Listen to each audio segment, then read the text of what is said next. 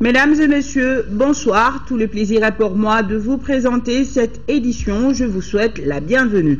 Le monde célèbre aujourd'hui le 1er mai, fête du travail. Au Mali, l'UNTM, fidèle à cette tradition, a procédé au défilé de ses 13 syndicats nationaux affiliés. C'était ce matin sur le boulevard de l'Indépendance. L'Union place cette journée sous le thème de la paix et de la réconciliation nationale. Dans son discours, le secrétaire général de l'UNTM a annoncé que le bureau exécutif déposera un cahier de doléances sur la table du gouvernement. C'est ce que nous signale Mohamed Diarra. Des milliers de travailleurs affiliés à l'UNTM ensemble pour perpétuer le combat des ouvriers de Chicago. Et un combat dont l'objectif était d'obtenir un régime de 8 heures de travail par jour, 8 heures de détente et 8 heures de repos. Après plus d'un siècle, la lutte ne semble pas totalement gagnée, surtout auprès du gouvernement. On a écouté avec beaucoup d'attention les doléances de l'UNTM. Nous sommes un gouvernement de dialogue. Nous allons examiner donc ces doléances avec beaucoup d'attention et bien entendu réagir dans la mesure des moyens dont nous disposons en tant qu'État. Le clou des festivités de ce 1er mai a été le défilé des militants des 13 syndicats nationaux affiliés à l'UNTM. Chacun avait un message à passer. Le tout se résume à l'amélioration des conditions de vie des travailleurs à travers notamment l'adoption des tests législatifs pour certaines corporations. La Confédération syndicale des travailleurs du Mali, CSTM, elle a célébré l'événement à travers une conférence débat sur l'emploi et la justice sociale. Une occasion pour la centrale syndicale d'inviter le gouvernement à plus d'engagement pour une amélioration des conditions de vie des travailleurs du Mali, gage de tout développement. Son secrétaire général a insisté sur le respect des droits et des libertés syndicales. Brahma Traoré. Il y a 128 ans que des centaines de femmes et d'hommes se sont battus, 10 ans se sont sacrifiés pour obtenir la journée de travail de 8 heures. C'était un certain 1886 à Chicago, aux États-Unis d'Amérique. Ce 1er mai 2014, le monde commémore donc cette journée historique. La Confédération syndicale des travailleurs du Mali fête l'événement autrement. À la place du traditionnel défilé, les militants de la CSTM mènent une réflexion sur l'emploi et la justice sociale. Nous avons conscience, monsieur les membres du gouvernement, que tout est à reconstruire. Mais la reconstruction doit s'opérer sur des piliers fondamentaux de la cohésion sociale, que sont le respect des droits, des libertés et de justice sociale, socle d'un développement humain durable. C'est sur la base de la réalisation de ces chantiers que la Confédération syndicale des travailleurs de Mali s'engagera auprès de vous. Auprès du gouvernement pour s'attaquer aux racines de la double crise politico-sécuritaire, le secrétaire général de la CSTM cite notamment la pauvreté et le non-respect des libertés, surtout syndicales, des préoccupations parmi tant d'autres. Au plan de l'emploi, nous avons assisté à des fermetures d'entreprises, des chantiers ces 2 dernières années, dans les secteurs du bâtiment, de l'hôtellerie. Fermetures dues certes à la crise, vécue d'une part, mais surtout à des licenciements massifs dans les entreprises minières et dans les services publics d'autre part. Au nom du gouvernement, le ministre Amadou Konaté a salué les travailleurs maliens qui ont été au cœur de tous les combats du pays, pour qui les nouvelles autorités nationales ont souci de la création d'emplois. 200 000 sont prévus d'ici la fin du premier quinquennat du président de la République, a-t-il souligné. Nous avons, autant que vous, souci d'aller vite. Nous avons souci d'aller bien. Nous avons souci d'aller dans un sens de résolution effective des questions. Votre propos, vos inquiétudes sont légitimes. Auparavant, le secrétaire général de la CSTM avait fait observer une minute de silence en mémoire des travailleurs disparus et de tous les Maliens tombés sur le champ de l'honneur pour la restauration de l'intégrité territoriale du Mali. Syndicalisme, développement, démocratie, c'était le thème développé par la Confédération malienne pour le travail, 3e centrale syndicale du pays, un thème qui vient à propos pour mieux parler du vécu quotidien des syndicalistes. Le secrétaire général a mis l'accent sur le respect des droits des travailleurs. C'était au cours d'une conférence de presse en présence de Al-Husseini Touré. La Confédération malienne du travail n'a pas battu le pavé. Elle n'a pas non plus tenu un meeting populaire en cette matinée du 1er mai. La nouvelle centrale a choisi de mettre un nom sur les mots qui minent le monde du travail. Précarisation des emplois, compromission des acquis, exploitation sauvage de la force de travail, licenciement arbitraire, chômage et sous-emploi, telles sont entre autres les difficultés auxquelles sont confrontés les travailleurs. Ces mots ont pour origine la libéralisation et la mondialisation. Le problème de notre siège, c'est-à-dire le siège de la Confédération malienne du travail, nous sommes logés à un immeuble en face de la place de l'UMVS, dans un petit local. Et contrairement à nos camarades d'autres centrales, nous ne bénéficions pas de l'appui du gouvernement. Le conférencier du jour, Ahmed Sidibé, a fait le tour de la question du syndicalisme, de ses origines à nos jours. Selon lui, travailleurs et employeurs ont des intérêts intimement liés. Cette interdépendance oblige ces différentes entités à négocier et à parvenir à un terrain d'entente. On vous l'annonçait hier, la 6e édition de la semaine sénégalo-malienne a donné son top départ sous la présidence du chef du gouvernement, Moussa Mara. Plus de 10 nationalités prennent part à ce rendez-vous du partage d'expériences et de culture. Cette édition ambitionne surtout de contribuer à la promotion de la filière habillement et d'encourager la consommation locale. Youssouf Diakité, reportage. Le ruban symbolique est coupé et c'est parti pour la 6e édition de la semaine sénégalo-malienne de l'habillement. L'objectif est connu, promouvoir la filière à travers une synergie d'action État-État bien installée. En nous réunissant pour la 6e édition intermalienne, les artisans visent également une meilleure connaissance des produits de la filière textile habillement qui occupe une place importante dans nos économies. Au Mali, l'artisanat occupe plus de 40% de la population active et au Sénégal, on ne dira pas le contraire. D'après le dernier recensement de la population artisanale effectué par le gouvernement du Sénégal, la couture-confection et le textile figurent en bonne place parmi les créneaux porteurs en termes d'exportation, aussi bien sur le continent qu'en Europe et aux États-Unis. Depuis 2004, artisans maliens et sénégalais proposent des produits et se rencontrent autour des problématiques de promotion et de développement de l'artisanat. L'impact de la semaine sénégalo-malienne de l'habillement n'est plus à démontrer en termes de retombées économiques et de resserrement des liens de fraternité et d'amitié. Au regard de l'apport de l'artisanat au développement du pays, le Premier ministre s'engage à porter le secteur au niveau du compétiteur international. C'est d'abord de considérer ce secteur comme un élément majeur de création de richesses et de soutien à notre économie. Dès qu'on accorde cette considération, je pense qu'on doit mettre les moyens qu'il faut pour que les artisans s'organisent mieux, se professionnalisent davantage et davantage d'occasions pour montrer leur savoir-faire, donc qu'il y ait des marchés artisanaux un peu partout dans notre pays et que donc les occasions pour qu'ils puissent vendre leur savoir-faire à l'extérieur du pays aussi, on puisse les multiplier. Une quinzaine de nationalités prennent part à cette 6e édition de la semaine sénégalo-malienne de l'habillement. Un mot de la déclaration de politique générale du Premier ministre. Cette DPG de Moussa Mara suscite toujours des réactions de part et d'autre. Pour la société civile, le document reflète les préoccupations de la population. Toutefois, elle regrette ne pas avoir été consultée avant sa présentation. Mohamed Diarra a rencontré quelques acteurs de la société civile. Reportage. De façon générale, la déclaration de politique générale du Premier ministre est qualifiée de réaliste par la société civile. Un document qui embrasse, selon le président du Conseil national de la société civile, tous les secteurs du développement, de la sécurité à la justice, en passant par l'accès des populations aux services sociaux de base. Tout est ressorti dans ce document.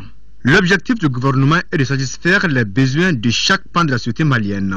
Pour ce faire, il faut l'homme à la place qu'il faut pour éviter les erreurs du passé, avertit Bourema Alain Touré. En ce qui concerne la relance économique et la révalorisation salariale, le président du Conseil a son opinion. Ce n'est pas impossible de revaloriser les salaires. Mais encore faudrait-il que nous travaillions très dur. Très dur. Et si on minimise la corruption, nous allons faire tellement d'économies qu'on pourra vraiment réaliser beaucoup de choses. Et Bourema Alain Touré de saluer l'instauration du cadre de concertation entre le gouvernement et la société civile. Toutefois, la société civile regrette le fait qu'elle n'ait pas été consultée avant la déclaration de politique générale du Premier ministre, ce qui ne l'empêchera pas de s'impliquer pour la mise en œuvre efficace et efficiente de ce projet. Nous sommes des acteurs prêts à travailler avec notre gouvernement en toute honnêteté, en toute sincérité. Paix et sécurité, c'est aussi le vœu de la jeunesse. Une jeunesse dont les aspirations ont été prises en compte dans la déclaration de politique générale du Premier ministre. Il s'agit de lutter contre le chômage des jeunes avec la création des milliers d'emplois et la construction des infrastructures pour l'épanouissement de la jeunesse. J'ai été très attentif aussi et très honoré de toutes les actions que le Premier ministre propose de mettre en œuvre dans sa déclaration de politique générale, des actions qui touchent à la promotion de la jeunesse, en passant par le renforcement des organisations de jeunesse, la création des maisons de jeunes. Un accent aussi très particulier a été mis sur la promotion de la citoyenneté, de manière à ce qu'un nouveau type de citoyen puisse émerger. Donc je crois que c'est des attentes sur lesquelles on attendait le Premier ministre.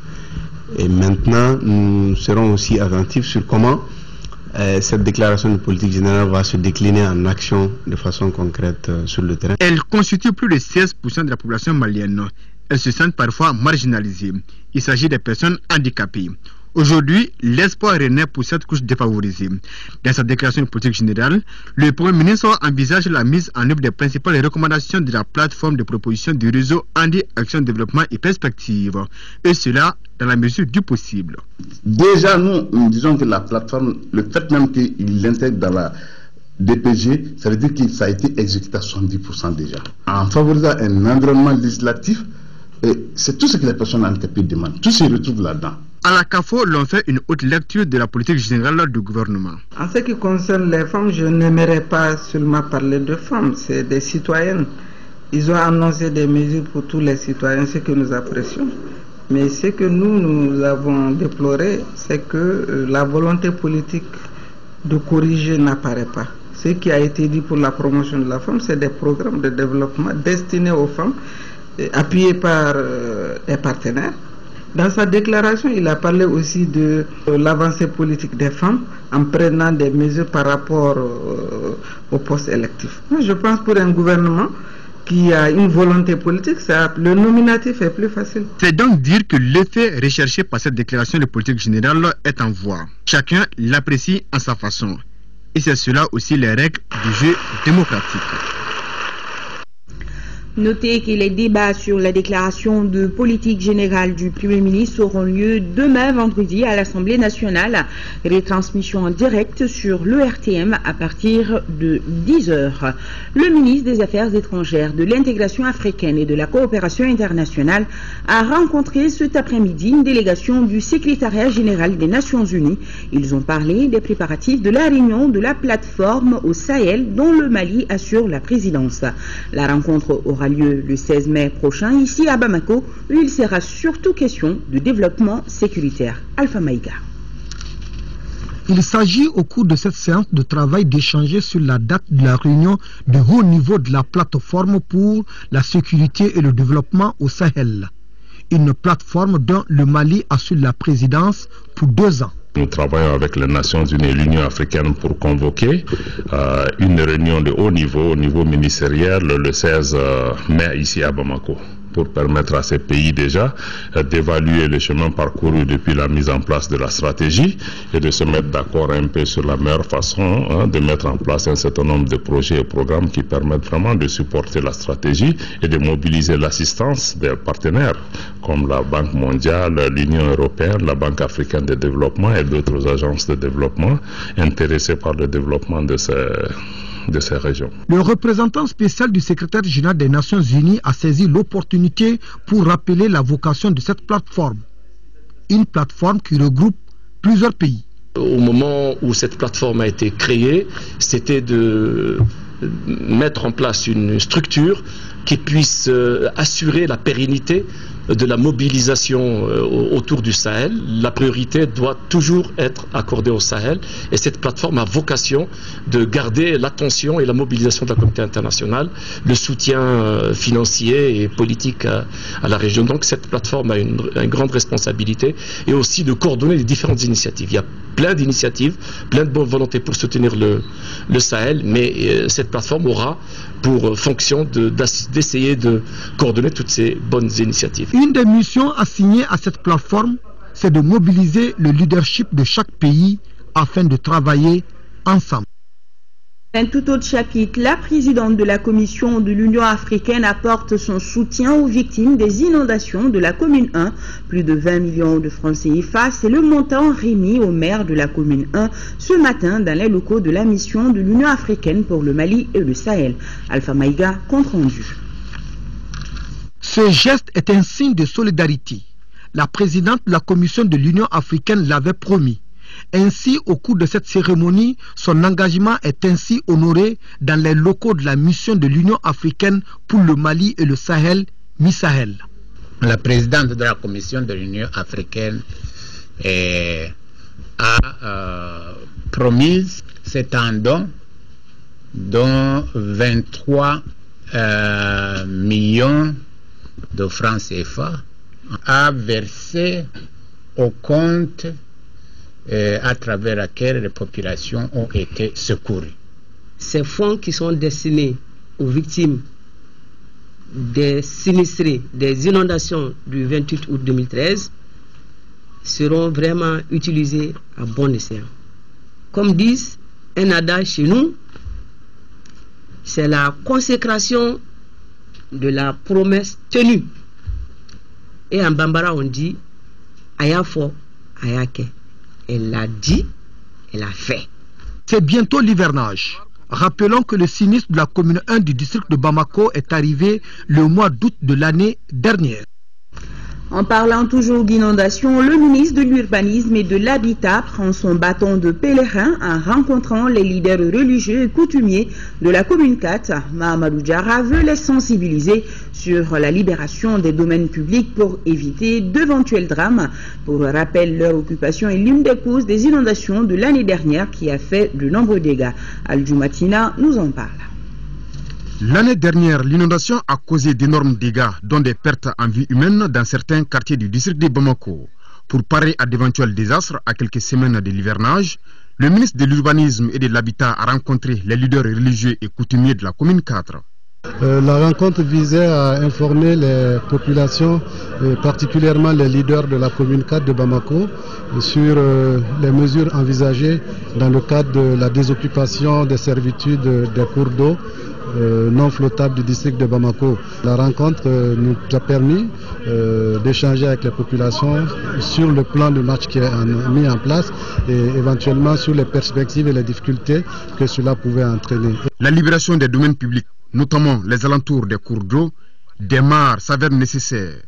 C'est ainsi que les plus hautes autorités viennent d'adopter un certain nombre de mesures. Le gouvernement, lors du précédent Conseil des ministres, a adopté une série de mesures. On peut citer la libération des servitudes, c'est-à-dire le lit des cours d'eau, mais aussi les berges des cours d'eau dans les limites prévues par la loi, qui font l'objet d'occupation illicite, même si dans certains cas les titulaires ont des titres. L'application de cette mesure sera sans ambiguïté, à moins que le gouvernement décide de revenir dessus. Mais pour notre part, nous prenons nos responsabilités et nous les assumerons devant le peuple mali.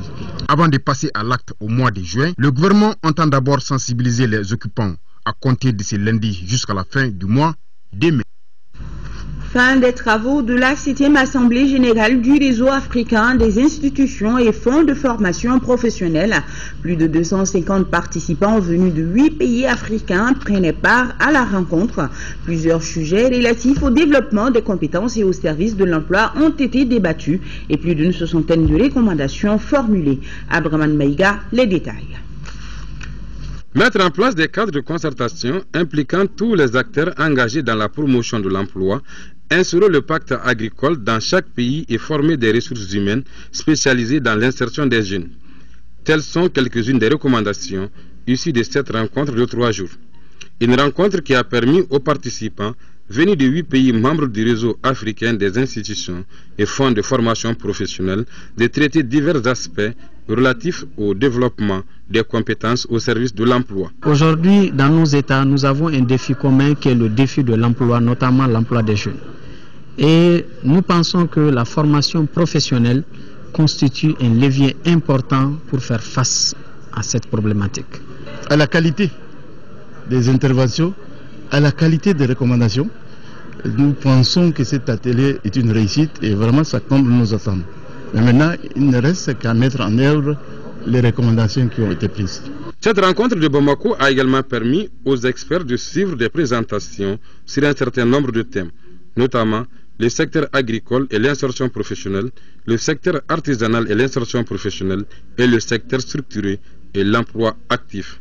J'ose espérer que ces échanges contribueront à inspirer les institutions et fonds dans leurs interventions futures.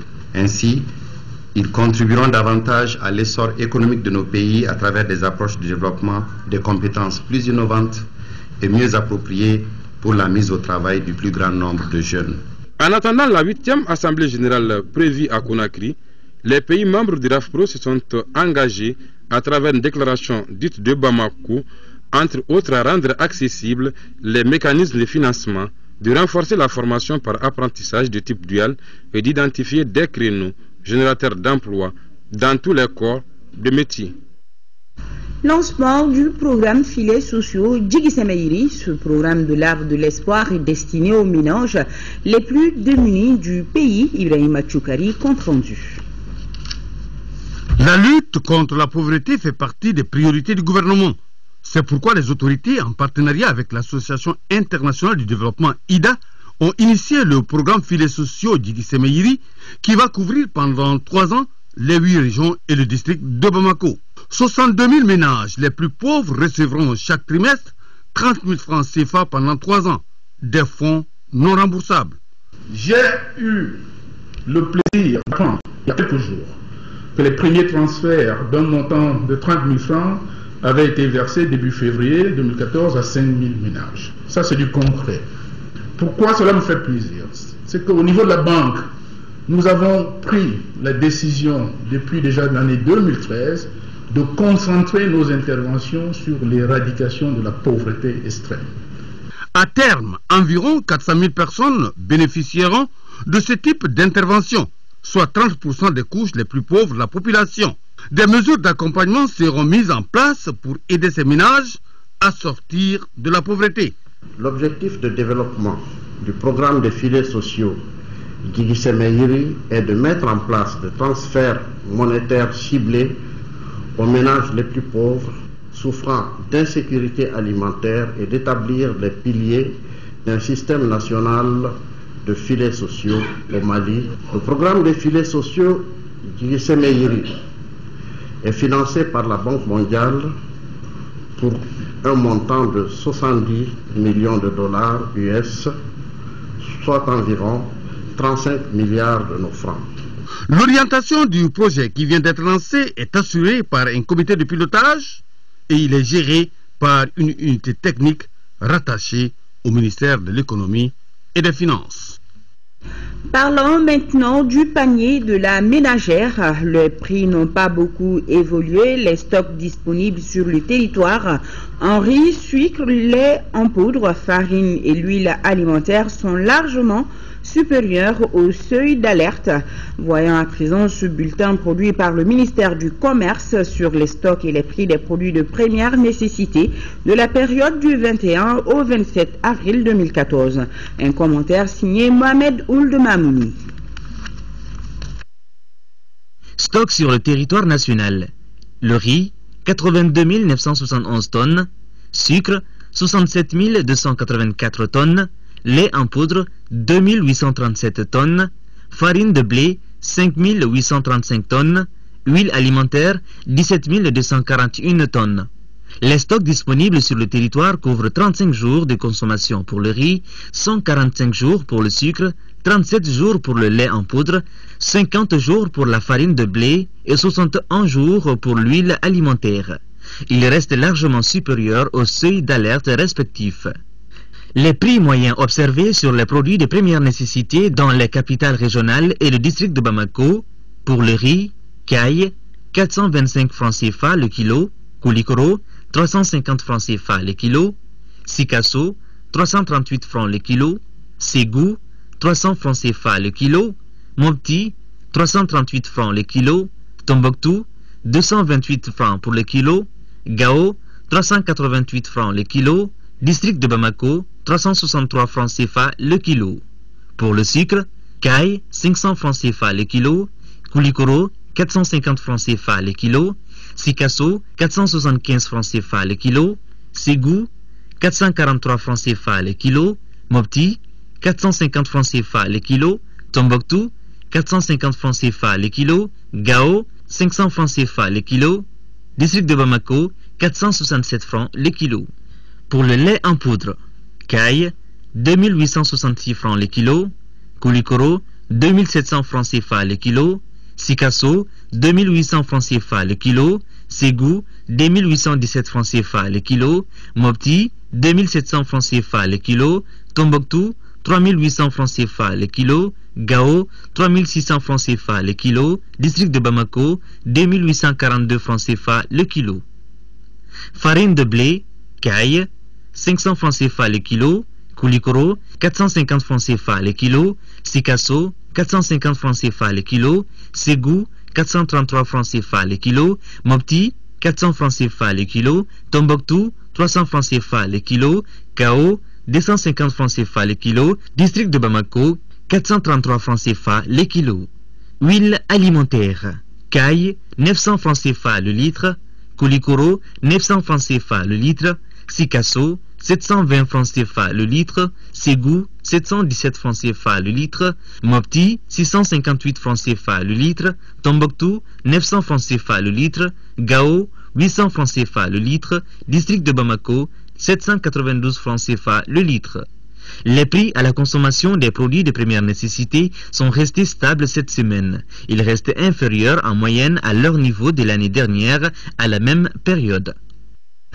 À retrouver désormais chaque jeudi un bulletin d'information sur les stocks et les prix des produits de première nécessité après le journal, et vous aurez la version en langue bamananka de ce bulletin hebdomadaire des prix de denrées alimentaires après la météo ce soir. Et le ministre de l'Intérieur et de la Sécurité, sur la base de la délibération de la Commission nationale d'observation de la Lune chargée de la fixation des dates officielles des fêtes musulmanes et du début du mois de Ramadan, a l'honneur d'informer la communauté musulmane que le mois lunaire Rajaba Kalo a débuté au Mali ce jeudi 1er mai 2014. Direction à présent les collines de Samaya, à quelques kilomètres du quartier de Sébenikoro. Je vous invite à suivre les exercices de combat organisés par la direction du sport militaire en faveur des militaires.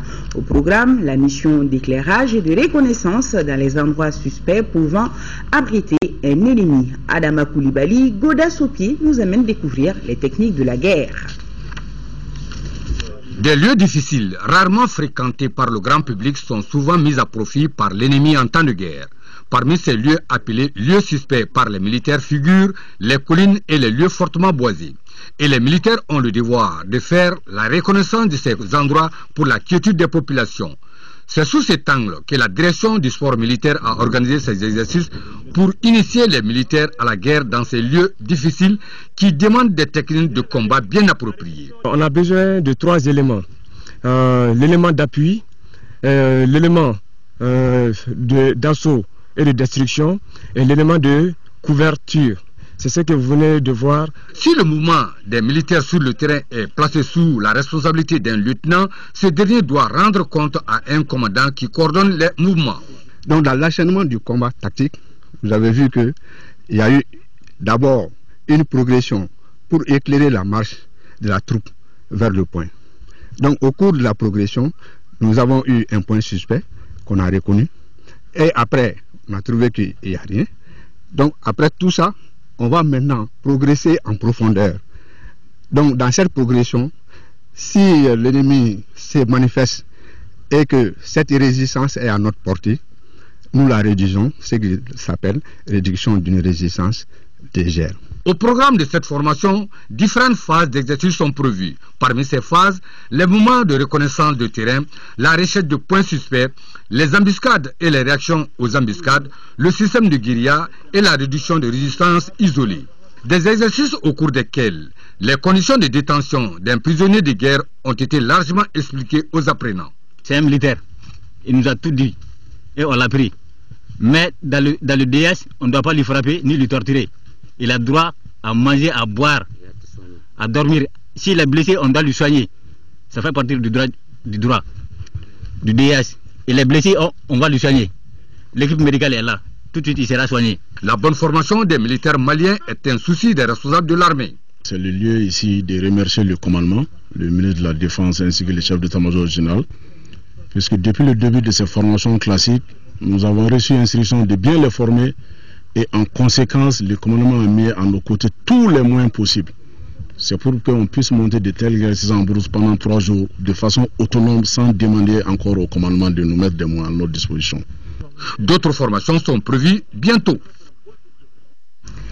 Les jeunes de Kidal s'engagent dans le volontariat. C'est dans le cadre du programme d'intervention d'urgence en faveur des régions nord de notre pays. Ce programme de 90 jours est une initiative du gouvernement pour accroître les revenus des jeunes du Nord à travers des travaux d'intérêt général. De Kidal, le reportage de Fousseini Tunkara.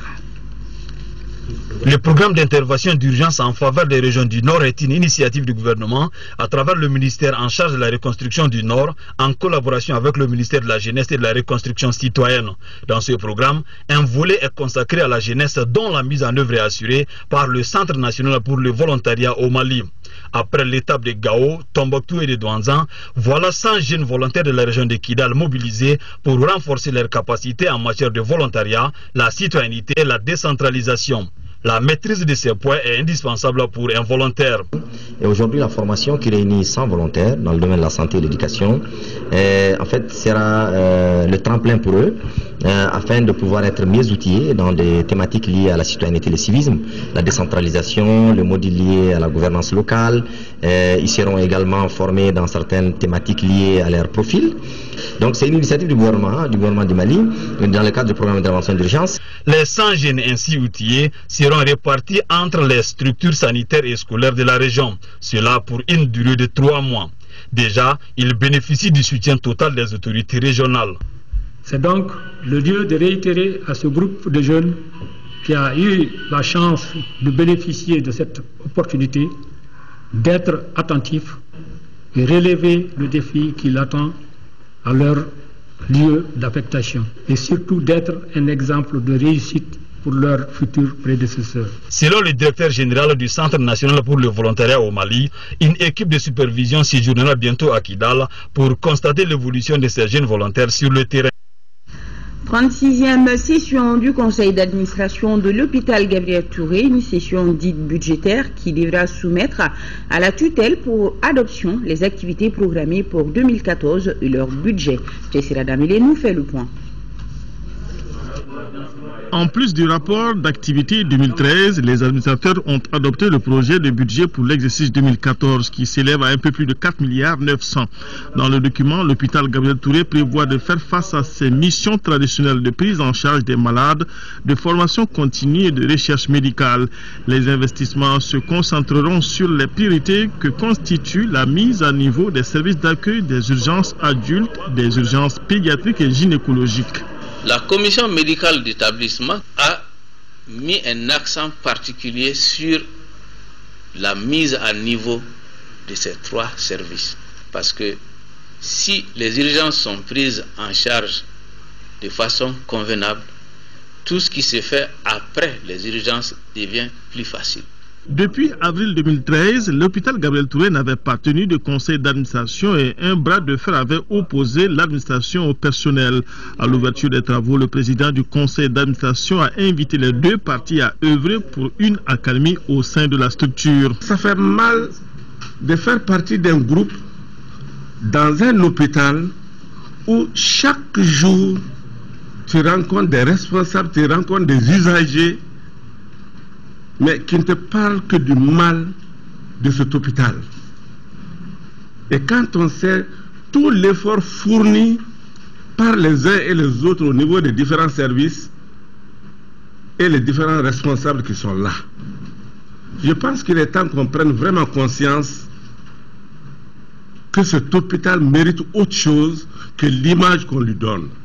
Optimisme du côté de la direction où on estime qu'on peut bien relever le défi. Nous avons déjà amorcé l'instauration de ce climat favorable par une série de contacts avec les représentants du personnel. Le document adopté sera acheminé au ministère de tutelle et au ministère des Finances pour approbation avant de connaître un début d'exécution.